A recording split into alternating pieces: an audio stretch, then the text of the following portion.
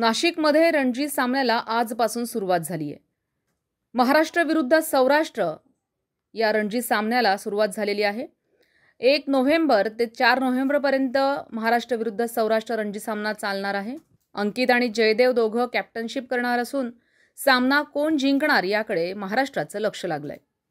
संविधान न्यूज, नाशिक।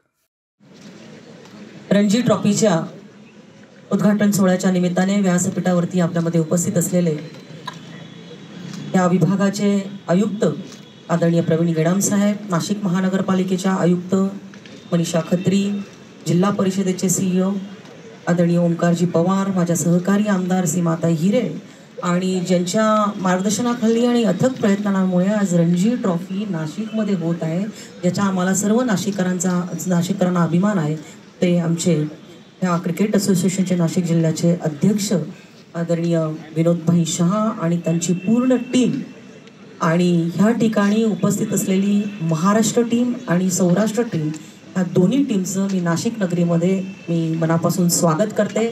BCCIला मनापासून धन्यवाद देते की रणजी ट्रॉफी आपण नाशिकमध्ये घेण्यासाठीची संधी आम्हाला उपलब्ध करून दिली आणि इतक्या सुंदर ह्या ग्राउंडवरती ह्या रणजीचा सोहळा होतोय। सर्व नाशिक जिल्ह्यातल्या नागरिकांचं ह्या ठिकाणी भारतभरामधून तर लक्ष आहेच, पण आमच्या नाशिक जिल्ह्याचं ह्याच्यावरती विशेष लक्ष आहे।